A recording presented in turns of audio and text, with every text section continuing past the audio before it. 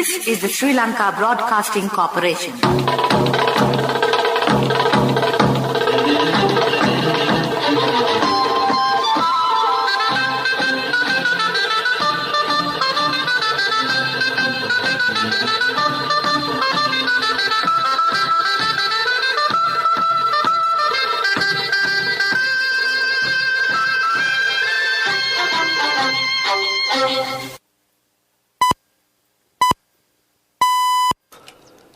The time is 1:15.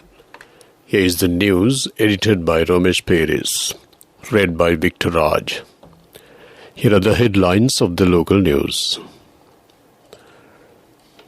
The Prime Minister requests the IMF for staff-level delegation to be finalized soon. Sri Lanka's foreign reserves increased for the first time in 5 months. A new LP gas shipment arrives in Colombo. The parliamentary debate on the supplementary estimate of 695 billion rupees to continue today. The Minister of Foreign Affairs to attend the 19th IISS Shangri-La dialogue in Singapore. The former Minister Johnston Fernando files writ a petition to prevent his arrest over goldfish incident. The Sri Lanka Navy foils to separate illegal migration attempts. International news, grain standstill compounds food crisis. Sports news, cricket Australia A tour of Sri Lanka gets underway at the SSC. Local news in detail. Prime Minister Ranil Wickremesinghe held a discussion last evening with the Managing Director of the IMF, Kristalina Georgieva, regarding the current economic situation in the country. The Prime Minister requested that the staff-level delegation from the IMF visit Sri Lanka as soon as possible so that this staff-level agreement could be finalized. The Prime Minister explained that a negotiation regarding bridging finance was reliant on Sri Lanka and the IMF concluding a staff-level agreement. Meanwhile, the Prime Minister said the next 3 weeks will be tough for Sri Lanka, urging the general public to use fuel and gas sparingly. Delivering a special statement on the Parliament debate on the supplementary estimate on Tuesday, Prime Minister stressed the need to limit non-essential travel for the time being and to refrain from hoarding fuel. The Prime Minister said the government's primary focus is restoring the economy, stability in Sri Lanka, and urged all citizens to face these challenging times with unity and patience. The debate on the supplementary statement of 695 billion rupees got underway in Parliament today. The supplementary estimate was approved in order to cover the cost and secure the necessary funds to maintain essential public services without hindrance. Prime Minister Ranil Wickremesinghe presented the supplementary estimate in Parliament yesterday. The debate will be worked off till 5:30 p.m. 395 billion rupees among the sum is recurring expenditure, while 300 billion rupees has been allocated as capital expenditure. This news comes to you from the Sri Lanka Broadcasting Corporation. People's Bank Digital Banking, your ultimate convenience.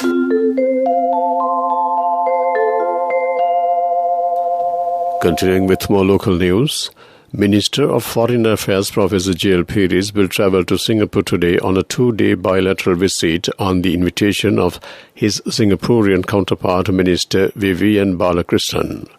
During his visit, Minister Peris will hold bilateral discussions with Minister Balakrishnan and will hold meetings with the Minister for Finance Lawrence Wong, Minister for Law and Minister for Home Affairs K. Shanmugam and other senior officials. Following the visit, Minister Peris will take part in the 19th IISS Shangri-La dialogue, Asia Security Summit from 10th to 11th June. The minister will represent the President at the Security Summit. Former Minister Johnston Fernando has filed a writ application before the Court of Appeal, seeking an order preventing him from being arrested. On the directives of the Attorney General, the parliamentarian was named as a suspect in the case filed over the incidents of violence on May 9th in Goldface and Kolpitiya, stressing that arresting him in connection with the unrest on May 9th is against the law. MP Fernando has sought a court order preventing him from being arrested. The Inspector General Police, the Director of CID and several others have been named as the respondents of his writ application. A total of 91 persons who attempted to flee the country illegally have been apprehended in Maravilla and Chilo by the Sri Lanka Navy. The Navy said the group was taken into custody during a special operation in seas off Maravilla and Chilo. 19 males, a 9-year-old boy and a smuggler have been apprehended from a rest house in Maravilla. Meanwhile, Navy had tracked down a multi-day fishing trawler in seas off Chilo and had taken 58 males, 5 females and 7 children along with 6 smugglers into custody. The suspects are residents of Jaffna, Kilinochchi, Mullaitivu, Trincomalee, Puttalam, Kolpitiya, Chilo, Maravilla and Negombo. The group has been handed over to the Colombo Harbour Police for further action.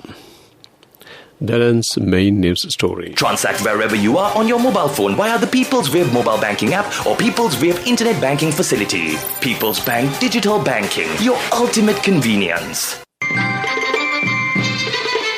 The main news story is brought to you by Siddhalepa Vedamahatmya. Litro Gas Lanka Limited says another shipment of 3,900 metric tons of LP gas arrived in Sri Lanka today. According to the company's chairperson Vijita Herath, the balance payment of $2.5 million will be settled before the unloading process begins. Mr. Herath said this consignment of LP gas will be sufficient for 6 more days. That came to you on main news story. The main news story was brought to you by Siddhalepa Vedamahatmya. Moving on to Watchlight, public servants who are seeking employment overseas are given the opportunity to register themselves with the Sri Lanka Bureau of Foreign Employment. Labour and Foreign Employment Minister Manusha Nanakkar said the public servants can enter their information by visiting the SLBFE official website, slbfe.lk. That ends Watchlight. Moving on to world news, let's take a look at the headlines. Grain standstill compounds food crisis. The former German Chancellor of Germany defends legacy on Russia-Ukraine. EU deal links minimum wage to decent standard of living. World news in detail. Ukraine is the setting of Russia's months-long invasion, but the impacts are being felt far beyond. Key shipments are being blocked, driven up food costs and putting people in danger of going hungry. Russia's Defense Minister Sergei Shoigu said 97% of the Luhansk region has been liberated, but Ukraine's President Volodymyr Zelensky says the Russians are preventing exports and up to 25 million tons of grain are still idle. The Russian invasion of Ukraine has prompted some people to criticize Germany's former leader for cultivating ties with Moscow. But Angela Merkel said she doesn't blame herself for not trying hard enough to prevent a conflict. Merkel made the remarks while fielding questions from the journalist in a theater in Berlin on Tuesday. She called the invasion a big mistake. She added that it has no justification whatsoever and said it is a brutal attack that violates international law. Merkel led Germany for 16 years before leaving office in December. She has faced criticism for expanding economic ties with Russia and supporting the development of Russian energy sources. An agreement for EU member states to ensure that minimum wages provide a decent standard of living has been struck by negotiators from the member states in Parliament. 6 of the EU's 27 member states do not have minimum wage and will not be required to introduce one. But under the deal, the 21 that do would they required to follow common rules but not the same rates. The deal first needs to be voted on before it becomes law. An estimated 1 in 10 workers across the EU earns the minimum wage, but the levels varied dramatically from country to country. Luxembourg has by far the highest minimum wage of €13.05, while Bulgaria has the lowest at €2.19, followed by Hungary and Romania. To wrap up the world news, let's take a look at the headlines once again. Grain standstill compounds food crisis. The former German Chancellor of Germany defends legacy in Russia-Ukraine. EU deal links minimum wage to decent standard of living. That ends world news. Moving on to development news. The Cabinet of Ministers has granted approval to procure necessary stock of organic and chemical fertilizer needed for the paddy cultivation during the 2022-23 Maha season. The Minister of Agriculture has determined in order to cultivate 800,000 hectares of paddy during the 2022-23 Maha season, farmers require 150,000 metric tons of urea fertilizer, 45,000 metric tons of muriate of potash and 36,000 metric tons of triple superphosphate. Accordingly, the Cabinet has approved the proposal presented by the Minister of Agriculture to import the required quantities of fertilizer stocks through the Ceylon Fertilizer Company Limited and the Colombo Commercial Fertilizer Company Limited and distribute them to the farmers. That ends development news. Sports news is brought to you by Sampath Bank. We present your future. Cricket news. Australia A tour of Sri Lanka got underway at the SLBC this morning in their first unofficial ODI against Sri Lanka A. This tournament is going to be a real test for both teams as some of the players are waiting to gain national team slots during this series. Dhananjay De Silva, an experienced all-rounder, will lead Sri Lanka A side, while Australian A team is led by 30-year-old wicket-keeper batsman Alex Carey. Earlier, Australia A won the toss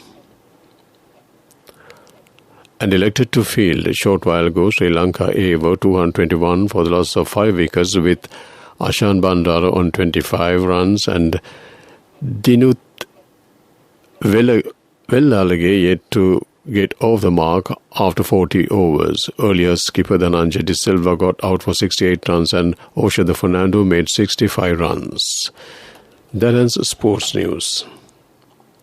Cash through NSP globally and win wonderful gifts locally. From October 1st, 2021 to December 31st, 2022. Remit a minimum of $100 or an equivalent amount in any foreign currency 3 times through NSB U Trust. Business News, sponsored by National Savings Bank, the safest place for your money.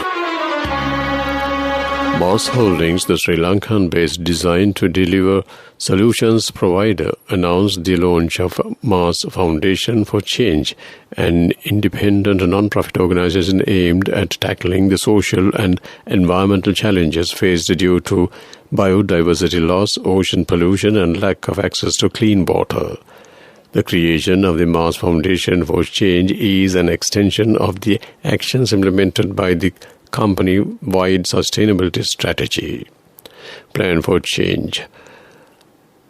Introduced in 2021, the Plan for Change encompasses 12 commitments under the focus areas of products, lives, and planet. That ends business news. Business News, sponsored by cash through NSP globally and win wonderful gifts locally. Will you be the lucky winner of the NSP Golden Jubilee? 50 gold sovereigns for the top prize winner of the NSP Golden Jubilee. Scooters for the 10 second prize winners. iPhones for the 10 third prize winners. Mountain bikes for the 29 fourth prize winners. From October 1st, 2021 to December 31st, 2022. Remit a minimum of $100 or an equivalent amount in any foreign currency 3 times through NSB You Trust. Moving on to economic news, Sri Lanka's official foreign reserves have increased for the first time in 5 months. According to the report issued by the Central Bank of Sri Lanka, the official foreign reserves assets have increased to $1,920 million in the month of May, from $1,812 million in April. The foreign currency reserves have increased to $1,805 million in May from $1,602 million in April. The CBS said the gold reserves are at $28 million at present. That ends economic news. Moving on to weather report. The Meteorological Department forecasts several spells of showers to occur in the western, Sabaragamu and northwestern provinces and in the Kandy, Nuwara, Galle and Mathura districts. Fairly strong winds, about 40 km per hour, can expected at times in the northern, north central and northwestern provinces and in Trincomalee and Hambantota districts. That ends the weather report. To wrap up the afternoon news on Radio Sri Lanka, let's take a look at the headlines of the local news. The Prime Minister requests IMF for staff-level delegation to be finalized soon. Sri Lanka's foreign reserves increased for the first time in 5 months. A new LP gas shipment arrives in Colombo. The parliamentary debate on the supplementary estimate of 695 billion rupees to continue today. The Minister of Foreign Affairs to attend the 19th IISS Shangri-La Dialogue in Singapore. The former Minister Johnson Fernando files writ petition to prevent his arrest over coal face incident. The Sri Lanka Navy foils 2 separate illegal migration attempts. International news, grain standstill, compounds food crisis. Sports news, cricket, Australia A tour of Sri Lanka gets underway at SSC. With that we conclude the afternoon news on Radio Sri Lanka.